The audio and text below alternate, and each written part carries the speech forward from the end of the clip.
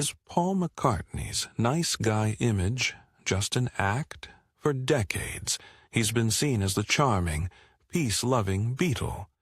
But what if that was all a carefully crafted illusion?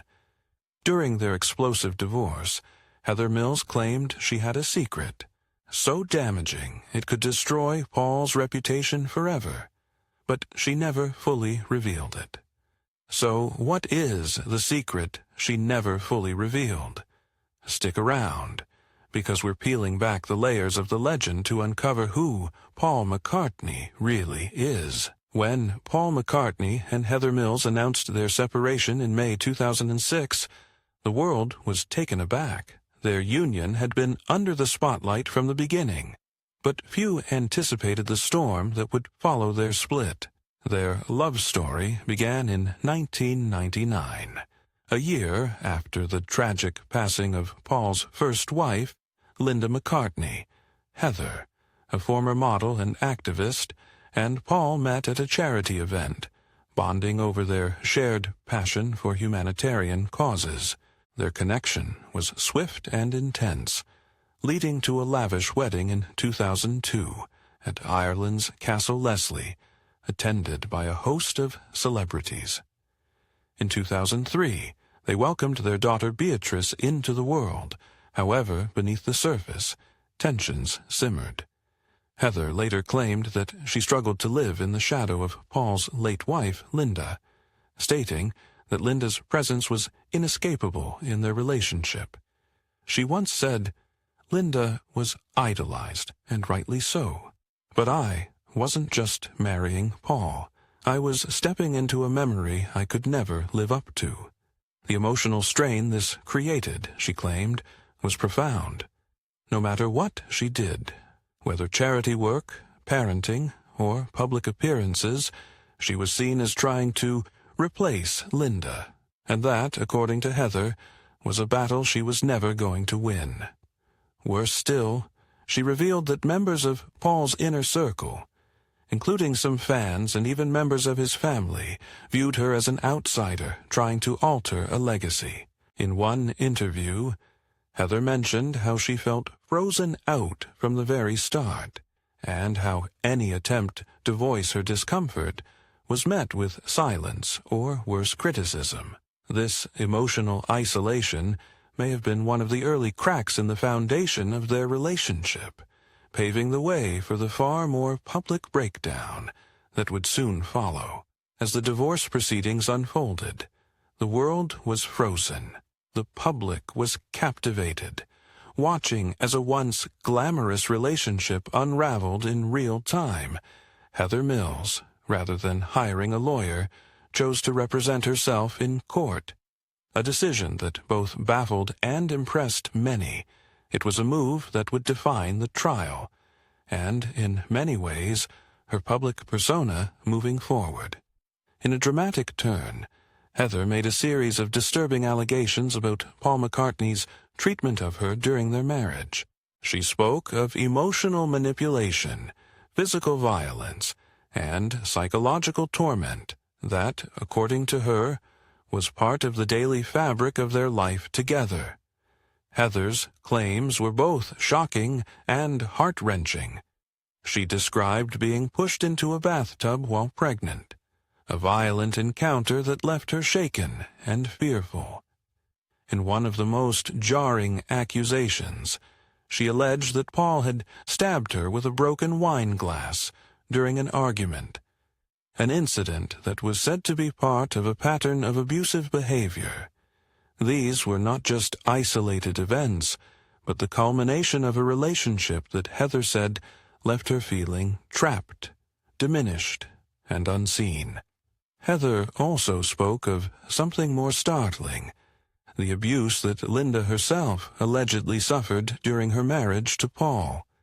In a rare, unflinching moment of vulnerability, Heather claimed that Linda had endured similar emotional and physical torment at the hands of Paul. Linda had been abused, she asserted, referring to her late predecessor as though she were the one to understand her pain the most. Heather spoke of how the pressures of being Paul McCartney's wife had strained Linda's mental health, claiming that Paul's controlling and dismissive nature had created a toxic environment for her. While these claims were equally controversial, they added another layer of complexity to the narrative, suggesting that the McCartney marriage, like Heather's own, was far from the fairy tale many believed it to be. This revelation added fuel to the fire, turning an already volatile divorce into something even more complicated. Heather's testimony was painted by some as a desperate attempt to cast herself as the victim, but for others it was a heartbreaking insight into the reality of living in the shadow of the McCartney legacy. Whether or not her claims were entirely truthful, the emotional weight of her words revealed the deeply troubled waters she had been swimming in. In the midst of Heather Mills' bitter divorce from Sir Paul McCartney, a new and explosive allegation surfaced. She claimed that a senior journalist from Mirror Group newspapers had illegally accessed voicemails left for her by McCartney. According to Heather, there was no plausible explanation for how the journalist could have obtained the messages unless they had been hacked, a direct violation of her privacy. This revelation didn't just send shockwaves through the media. It had the potential to alter the course of her ongoing legal battles, particularly her lawsuit against McCartney. Heather argued that the hacking of her voicemails was not just an invasion of privacy, but a deliberate act to distort the truth and manipulate public perception of her. The journalist's unauthorized access to her personal messages created an atmosphere where her private life was continuously exposed and used against her in the media. In this climate, Heather struggled to control the narrative surrounding her, especially as the press constantly painted her as a villain in her marriage to Paul McCartney.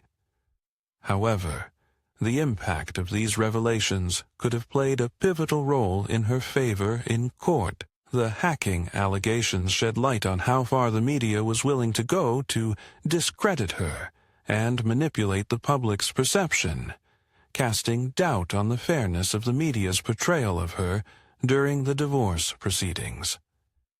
It was clear to Heather that the tabloid's intrusion into her private communications went beyond simple reporting. It was an orchestrated campaign designed to tarnish her reputation.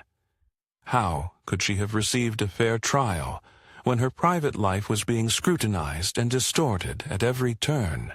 The illegal access to her voicemails, messages left by her ex-husband, no less, highlighted the extent to which her privacy was being violated. It presented a powerful case that Heather had not been given the space to present her side of the story, free from outside interference. In March 2008, after a bitter and drawn-out legal battle that seemed to drag on forever, the court handed down its final decision. Heather Mills was awarded a £24.3 million settlement, an amount that paled in comparison to the £125 million she had initially demanded. The outcome was a crushing blow for Heather, who had poured her heart out in court, hoping for a far greater sum. But the judge's words were just as devastating. He called her testimony less than impressive, accusing her of fabricating many of her allegations, including her claims of being a business partner to Paul McCartney. The judge dismissed this notion as make-believe, leaving Heather's credibility in tatters. The ruling sent shockwaves through the public, while many felt the settlement was a victory for Paul McCartney, whose global fame and loyal fan base had only grown over the years. Others saw it as an unfair dismissal of Heather's claims, an indictment of a woman who had already been vilified by the press and public opinion. The case became more than just a legal matter. It was a public spectacle that divided audiences. Was Heather an opportunist seeking a quick payday, Or had she truly been the victim of emotional and physical abuse? The truth seemed far murkier than the headlines would suggest, but the aftermath of her divorce from Paul McCartney was perhaps even more painful for Heather Mills than the divorce itself. While the legal battles were intense, what came next, an onslaught of media attacks, was utterly soul-crushing. As she tried to rebuild her life, the tabloids relentlessly painted her as a gold digger, a woman who had married Paul McCartney for fame and fortune and was now attempting to milk him dry in the courtroom. Every day, headlines like "Heather Mills, the £125 million gold digger," and "Heather Mills, the heartless ex-wife," flashed across tabloids and newsstands, offering little more than a one-sided narrative of her as the villain in a public soap opera. As time passed, the years of silence had left Heather with a deep desire to tell her side of the story, one that went far beyond the tabloid headlines and courtroom drama. She started to reveal parts of the marriage that had never been shared before, secrets that Paul McCartney would have preferred to stay hidden. In her post-divorce interviews, Heather spoke of a deeply troubled marriage, one that had been far more complex than what was portrayed in the public eye. She claimed that Paul's public image as the charming and gentle Beatle masked a much darker reality. "People had no idea what I was living through," Heather confessed in a revealing interview. "He was not the man they thought he was. Behind closed doors there were secrets. Secrets that I couldn't speak about until now. Behind the glamour of private jets, red carpets, and appearances on the arms of a living legend, Heather Mills says she was living a very different reality, one that slowly eroded her sense of self. Mills has long maintained that the emotional toll of her marriage to Paul McCartney went far deeper than what the public ever saw. In a particularly haunting accusation, she claimed that Paul was frequently intoxicated or under the influence of drugs during their marriage. But more than that, it was the everyday control, the comments that she says left lasting scars. In one, especially chilling anecdote, Heather recounted how she needed surgery, a medical procedure she believed couldn't be delayed. But Paul, she said, didn't want it interfering with his holiday schedule. According to her, he flat-out refused to accommodate it and called her an ungrateful bitch for even suggesting it would matter more than his plans. This, she explained in interviews, was emblematic of the wider emotional dynamic between them. His needs always came first. Hers were afterthoughts. These aren't the kinds of revelations that go down quietly, and they didn't. Almost immediately, a wave of public backlash began. Paul's longtime fans rallied behind him, disbelieving that the charming, peace-loving Beatle member could ever be the cruel partner Heather described. One of the most scathing dismissals came from McCartney's former publicist, Jeff Baker, who declared bluntly, "Heather Mills is a complete fantasist, and I would not believe her if she told me the sun set in the west." Her struggle wasn't just against the tabloids. It was a battle against her own image. As the gold digger narrative persisted, Heather tried to take control of her own story. She appeared in interviews, such as with The Guardian, where she spoke out against the cruelty of the press, admitting that she had to endure countless attacks on her character, her intentions, and her very soul. "I had the world thinking I was some kind of evil witch when all I wanted was to live my life," she said, her voice filled with a mixture of frustration and resignation. In another telling moment from her interview with The Independent in 2011, Heather spoke about how the public perception of her became so warped that it almost consumed her. The abuse from the media wasn't just limited to words and articles. It also came in the form of harassment. Heather was stalked by paparazzi, whose cameras followed her everywhere, snapping pictures at the most private moments of her life. In one particularly harrowing incident, photographers hounded her as she walked through a park with her daughter, Beatrice. Heather later said that the moment was a stark reminder of how little control she had over her own life, with the press infringing on every aspect of her existence. They followed me to the grocery store, to the park, to my house. It felt like there was no escape, and that's when I began to lose hope. While the media crucified her, Heather did manage to push back in her own way. She used her voice to speak out, urging people to consider the human cost of sensationalizing someone's pain. In one of her more defiant moments, Heather wrote a powerful open letter to the Sun in 2008, criticizing the paper's portrayal of her and pointing out how the press had demonized her without knowing the full story. Whether you believed her or not, one thing became clear. Heather wasn't just fighting Paul McCartney in court. She was fighting an entire public legacy, one built over decades, with millions of loyal admirers. And yet she insisted that the world only saw the polished stage persona, not the man behind closed doors. Amid the chaos of headlines, courtrooms, and accusations, Heather Mills often returned to one heartbreaking truth. Their daughter Beatrice was the silent casualty of it all. Heather has spoken emotionally about how deeply she tried to shield Beatrice from the media storm that followed their high-profile divorce.